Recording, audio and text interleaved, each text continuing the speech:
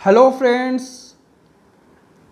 आज हम बात करेंगे formulation of AIIMS and objectives. ये एक सब टॉपिक है। मेन टॉपिक का नाम है प्रोसेस ऑफ करिकुलम।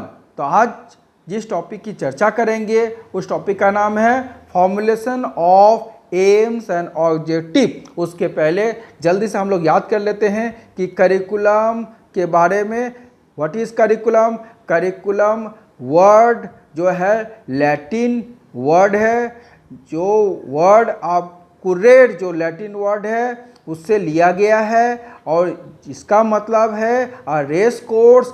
यहाँ पर स्टूडेंट का कार्य क्षेत्र शिक्षा में बताया गया है।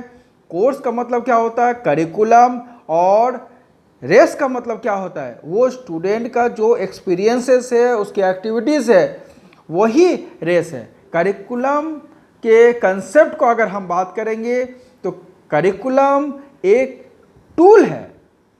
आर्टिस्ट यानी टीचर के हाथ में करिकुलम एक टूल है और एक आर्टिस्ट जिस प्रकार अपने मटेरियल को, आर्टिस्ट यानी टीचर अपने मटेरियल यानी स्टूडेंट्स को इस प्रकार उनको तैयार करते हैं जिससे कि स्टूडेंट्स अपने उद्देश्य की प्राप्ति कर सके। और स्टूडियो में, और यहाँ पर स्टूडियो क्या है? क्लासरूम है। एक दूसरे शब्दों में कंक्लूड करके बोल देते हैं, एक आर्टिस्ट की तरह एक टीचर है, उसके हाथ में टूल औजार जो है करिकुलम है और वो उस औजार के जरिए अपनी मटेरियल यानी स्टूडेंट को स्टूडियो में, स्टूडियो यानी क्लासरूम में इस प्रकार तैयार करते हैं जिससे कि छात्रों को उनका उद्देश्य प्राप्त हो सके। यहाँ पर मेन रोल में टीचर होता है और आप टीचर्स स्टूडेंट को वही देते हैं जो उनके जिस विषय में इंटरेस्ट हो या विषय को इंटरेस्टिंग बना देते हैं टीचर। दोनों ही बातें। तो selection of AIIMS and objectives में आपको कई उद्देश्य के लेवल को पार करना पड़ता है। एक पहला है गोल आपको लेवल 1 में कि आपका जो सेंट्रल एरिया है, कंसेप्ट का जो सेंट्रल एरिया है उसका फ्रेमवर्क बनाइए, आउटलाइन बनाइए। और दूसरा है कि आपका जो बेसिक जो थीम्स है, जो कंसेप्ट है, उसको आप जनरल से स्पेसिफिक की ओर ले जाइए। और तीसरा लेवल है कि सिलेक्शन ऑफ स्पेसिफिक कंटेंट।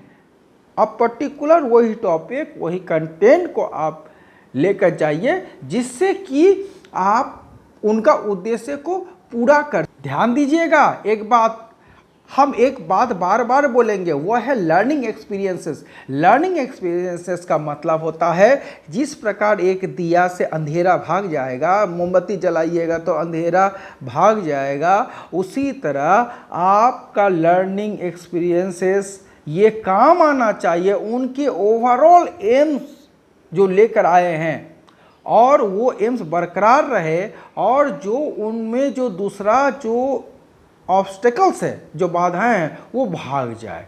यानी आप करिकुलम के जरिए उनके एम्स तक उनको पहुंचाइए। दूसरा, अप्लाई द नॉलेज। जो नॉलेज आपके पास है उसको प्रैक्टिकल बनाइए।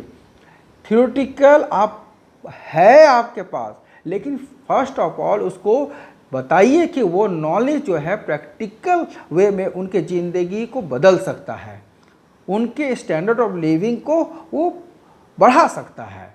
तो आप रिसोर्सेस वैसा तैयार कीजिए, आप एक्सपर्टाइज हो जाइए कि वो आपसे नॉलेज गेन करके वो प्रैक्टिकली उसको इम्प्लीमेंट कर पाएंगे। आप इनेबल कीजिए स्टूडेंट्स को कि ताकि वो अपने थिंकिंग जो स्किल है, थिंकिंग आपका जो सोच का जो एक कौशल है, वो दिन प्रतिदिन वो बढ़ाते जाए। और आप ये भी तैयार कीजिए स्टूडेंट्स को कि वो आपको एड्रेस कर सके, कुछ पूछने के लिए, कुछ बोलने के लिए आपको वो झिझके नहीं, डरे नहीं। आप ये सब लर्निंग एक्सपीरियंस में काउंट कर सकते हैं। नंबर 1 क्या बोले? पहले light the overall aims and the specific objectives of the curriculum. दूसरा, apply the knowledge gain to practical situations. तीसरा, feasible in terms of time, staff, expertise, resources. आप अपने स्टाफ को एक्सपर्टाइज कर दीजिए कि आपको पढ़ाने के दरमियान आपको प्रोजेक्टर चाहिए तो उसको पूरा सेटअप को तैयार रखिए। आपको चौक डस्टर के जरिए पढ़ाना है तो वो सेटअप पर तैयार रखिए। आपका क्लासरूम का खिड़की खुली होनी चाहिए।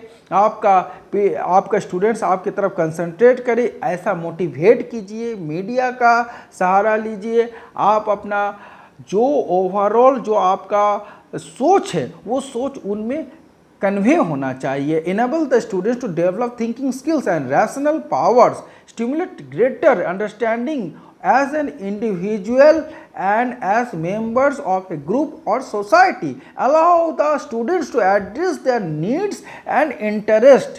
देखिए, फॉर्मुलेटिंग एजुकेशनल ऑब्जेक्टिव्स में सबसे बड़ी बात है, स्टूडेंट्स तभी आपके क्लासरूम में चुपचाप बैठेंगे, आप करिकुलम के एम्स को तभी पूरा कर पाएंगे जो आपका जो वर्डिंग है, आपका जो इन्फॉर्मेशन है, उनकी जो ऑब्जेक्टिव्स है, उनका जो नीड्स है उनके साथ मैचिंग करें।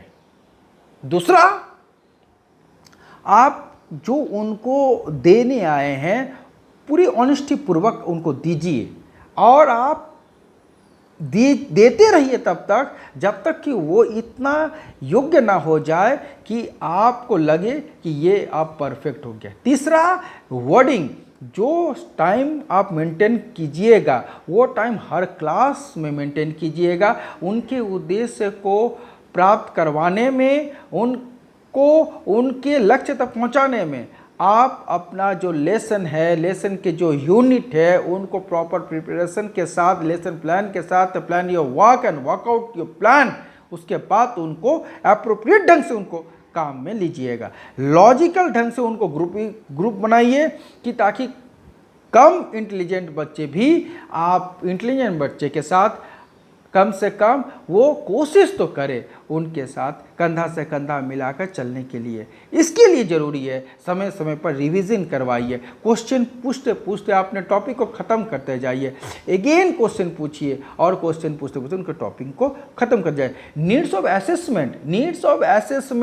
असेसमेंट की आवश्यकता बहुत ज़रूरी है। इसमें 3 बातें हैं, नंबर 1, नंबर 2 एंड नंबर 3। पहला बात, नंबर 1, फील्ड नीड्स। जो आप क्लासरूम में जो आप एक्सपीरियंस करते हैं, जो क्लासरूम में आप जो गेन करते हैं, आप उसको फील कीजिए और फील करके उसके अनुसार डिलीवर कीजिए अपने लेसन्स को, अपने यूनिट को। यूनिट के अंतर्गत जो स्टडी मटेरियल्स है उसको आपका स्टिमुलस वेरिएशन उसी अनुसार काम कीजिए। जहाँ ज़रूरी है वहाँ पर क्लासरूम में मूव कीजिए, तो फेल्ट नीड के अनुसार उनके साथ काम कीजिए। उसके बाद आता है रियल नीड्स, जो करिकुलम आपको बोलते हैं पूरा करने के लिए, आपके स्कूल जो आपको बोलते हैं पूरा करने के लिए, आपके संस्थान, शिक्षण संस्थान जो बोलते हैं आपको पूरा करने के लिए, या फिर स्टेट गवर्नमेंट, सेंट्रल गवर्नमेंट जो आपको करिकुलम देकर भेजे कि इसको पूरा करने के लिए, रियल नीड्स को उसके बाद पूरा कीजिए। तीसरा बात है, जब आप फेल्ट नीड्स और रियल नीड्स को देख लिए तो तीसरा अपना जो ऑब्जर्व नीड्स है उसको इंप्लीमेंट कीजिए प्रैक्टिकल वे में, जिसको कहीं भी लिखा हुआ नहीं मिलेगा, कहीं फॉर्मूला नहीं है।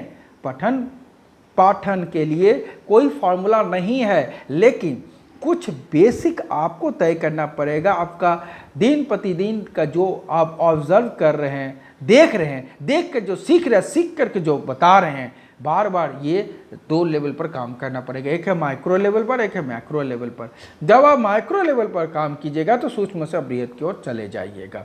इसलिए पहला बात आपका एक्सपीरियंस में आपका रखिए कि अवेलेबल जो लर्निंग सिचुएशंस है स्कूल में उसको आप पॉजिटिवली लीजिए। ये नहीं है तो मैं नहीं पढ़ा सकूंगा, वो नहीं है तभी तक मैं काम रोक के रखूंगा, ऐसा विद्रोही, ऐसा क्रांतिकारी मत बनिएगा।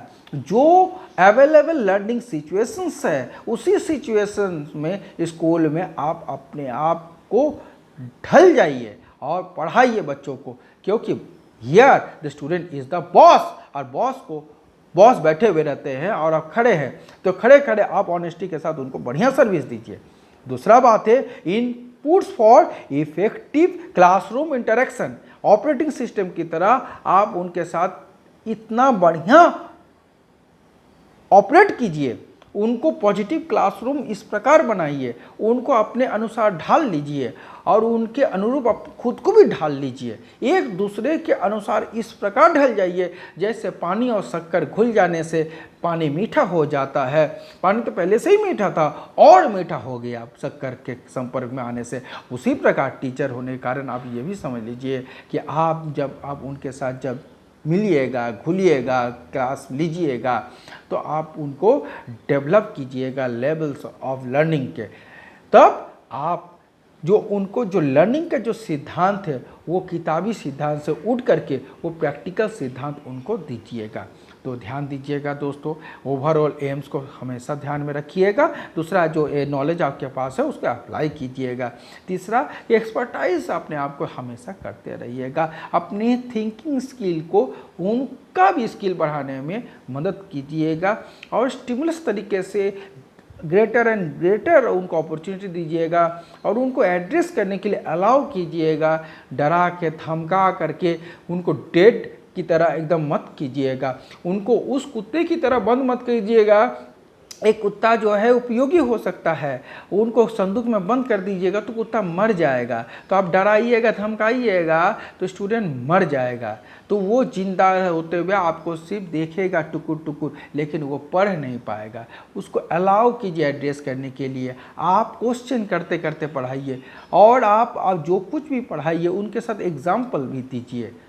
थैंक यू दोस्तों, यही बहुत बड़ी बात।